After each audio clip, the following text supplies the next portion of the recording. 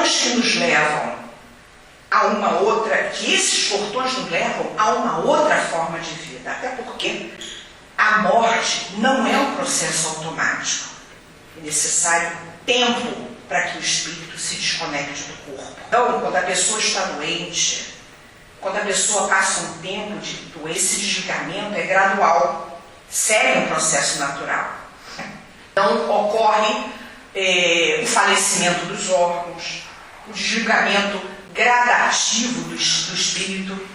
Já não acontece no caso do suicídio, não existe um desligamento imediato do corpo. Logo depois do ato vem o suicida, não é uma pessoa emocionalmente, mentalmente equilibrada, ela está desequilibrada. Ao perceber que não existe a morte de sua consciência e que ele continua vivo, pensando, sentindo, enxergando, ele se desespera. Então, aquele que destruiu voluntariamente seu corpo físico chega à dolorosa conclusão de que apenas conseguiu agravar enormemente seus problemas íntimos, sem libertar-se absolutamente de nenhum. Tantas vezes forem necessárias para corrigir, para refazer e principalmente para pacificar. Tudo isso porque nós não podemos seguir adiante sem refazer o que fizemos de errado. Portanto, o suicídio é o maior, mais trágico e mais lamentável equívoco que o ser humano possa cometer. Certamente, Deus nos dá recursos necessários para a recuperação. Não existe mais aquela danação eterna, não temos mais esse conceito. Mas o esforço tem que ser nosso. Eles são ajudados, mas só podem ser ajudados quando querem ser ajudados, quando desejam ser ajudados. E ajudar o suicida só é possível quando, por conta própria, eles conseguem eliminar todos aqueles sentimentos negativos que o levaram àquele ato trágico. Então, se ele tem autopiedade, se ele tem pena de si mesmo, ele precisa eliminar esse sentimento. Se ele é alimentado por raiva, se ele é alimentado por ódio, ele precisa queimar esse sentimento. Infelizmente, isso só costuma acontecer através de sofrimento. Nós podemos também ajudá-los daqui, através das nossas orações, orar para que ele se perdoe. Podemos orar para que os espíritos amigos possam ajudar nesse resgate. Porque normalmente o suicida, ele se arrepende do que fez, mas ele fica se culpando pelo ocorrido. Então ele precisa primeiro se perdoar pelo erro que cometeu, precisa perdoar as pessoas envolvidas. Grande parte das pessoas que pensam cometer suicídio estão doentes e podem ser tratadas. Muitas delas não sabem que por esse desejo, por sofrerem de depressão, por sofrerem de transtornos de humor, por sofrerem transtornos mentais. Então, a falta de um medicamento ou o mau uso de algumas substâncias como drogas, como bebidas, elas podem levar a pessoa a desejar cometer o suicídio. Então, é fundamental que a pessoa procure ajuda médica e inicie um tratamento. Os chamados centros de socorro telefônico, eles se espalham pelo mundo inteiro. Eles são destinados a dar apoio às pessoas desesperadas, prestes a se suicidar. E o pioneiro nesse serviço, nesse setor de atividade, foi a Inglaterra, logo após o término da Segunda Guerra Mundial, porque crescia espantosamente o número de suicídios lá. Então, o ministro da Igreja Americana, impressionado com essa estatística, ele resolveu botar mãos à obra, arregaçar as mangas e instituir um serviço que pudesse dar apoio moral e humano a essas pessoas. E até hoje esse serviço é conhecido. Aqui no Brasil nós temos o CVV, que é o Centro de Valorização da Vida, e que foi estabelecido consultando-se a estatística de suicídio e tentativas. E desde que começou a funcionar, o CVV já atendeu milhares de pessoas que estavam realmente dispostas a se matar. E o índice de recuperação é considerado bem animador, é considerado excelente. E o problema do suicídio na nossa sociedade é que ainda é cercado de uma série de tabus e frases feitas do tipo: quem quer se matar não avisa. experiência desse centro de valorização da vida e dos demais centros de socorro em outros países demonstra que o suicida em potencial dá, sim, muitos avisos. Na maioria das vezes, entretanto, esses avisos não são entendidos por amigos, por familiares, e a pessoa acaba chegando ao ato extremo. Então, quando um indivíduo dispõe de um número de telefone, como o do CVV, ele se agarra a esse telefone que representa uma tábua de salvação, lançada no meio de um oceano revolto, agitado, onde ele se sente ali naquele momento como se ele fosse um náufrago da vida, e ali ele pode se agarrar. Outra frase absurda feita e que se ouve com muita frequência é: suicídio se resolve com aumento de salário. Gente, geralmente os motivos que levam realmente as pessoas a pensar em autodestruição estão ligados, em sua esmagadora maioria, ao campo afetivo. É a chamada deteriorização afetiva que leva a pessoa a sentir-se só, solitário, em meio à multidão. Ele acha o seu fardo pesado demais e ele pensa que não tem força suficiente para levar até o fim.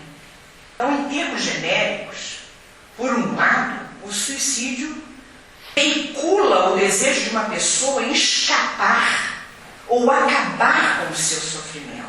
Por outro lado, o seu desejo de comunicar o seu sofrimento aos outros existe, é um pedido de ajuda.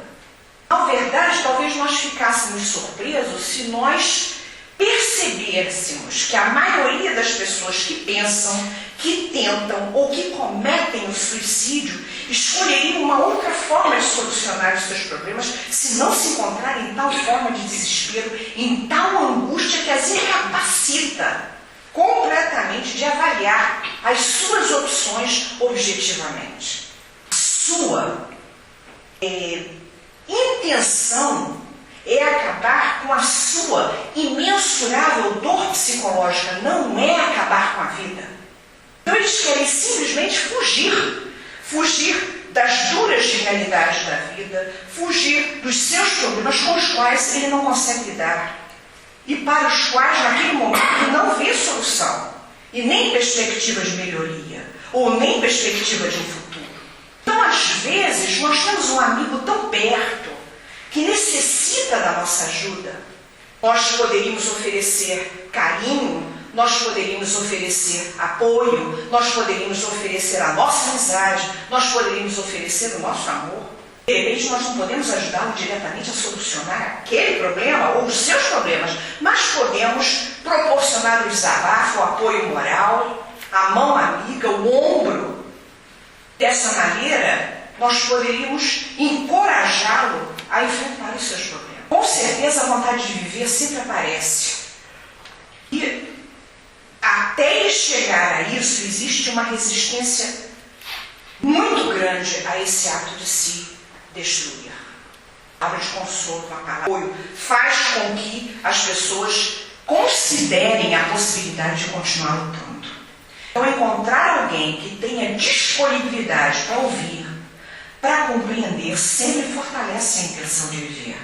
É preciso perder o medo de se aproximar das pessoas e oferecer ajuda. A pessoa está em uma crise suicida, se percebe sozinha, se percebe isolada. Então, se um amigo se aproximar e perguntar: tem algo que eu possa fazer por você? Nessa hora, ter alguém para ouvi-la pode fazer toda a diferença. E qualquer um pode ser esse ombro amigo que ouve sem fazer críticas ou sem dar conselhos.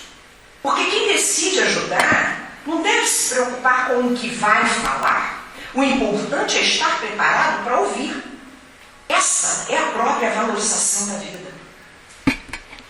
Às vezes, irrefletidamente, nós acreditamos que amigos são aqueles que jamais nos apontam os erros, que dizem que somos os maiores do mundo, que nos batem nas costas, mesmo quando estamos à beira de um colapso de consciência.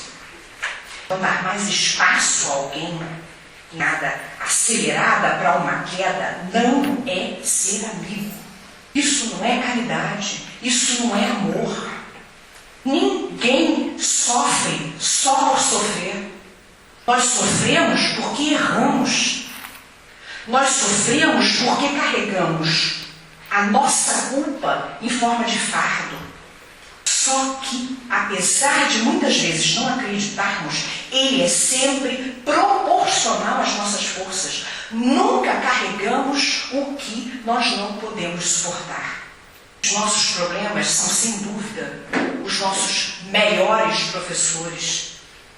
Uma vez superados, é que nos tornam pessoas mais fortes, pessoas melhores, pessoas mais capazes de enfrentar o que tem por vir. A nossa capacidade de superação nos torna pessoas melhores, nos torna pessoas especiais, vamos dizer assim.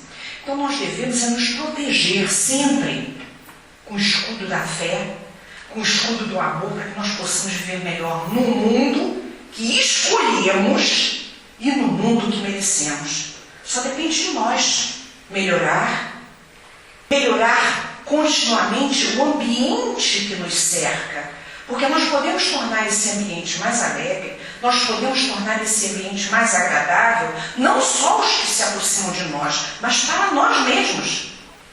Só assim é que os nossos sofrimentos serão mais bem assimilados como aprendizado, porque na grande maioria das vezes nós mesmos escolhemos antes de encarnar. Preciso olhar para o lado, porque do lado nós sempre encontramos irmãos que têm fardos muito mais pesados do que os nossos. Nós podemos ajudar a carregar. Então, se nós temos andado angustiados, se nós temos andado desesperançados, sem motivo aparente, é hora de dar uma parada para reflexão. O que nós temos feito da nossa vida? É termos de parar de reclamar, é termos de parar, pensar e começar a cooperar com a obra do Mestre Jesus, para que todos os nossos irmãos tenham em nós mais um instrumento de apoio, de orientação, nessa nada difícil, desculpa, eu ia falar I'm sorry, Luiz, nada fácil essa jornada evolutiva da humanidade. Então é comum ver pessoas que sofrem, que estão passando por momentos de extrema dificuldade, mas que estão ali cooperando, com o sorriso aberto, pronto para acolher os demais, pronto para trabalhar em prol do bem-estar de muitos. Sendo assim, gente, enfrentemos a vida.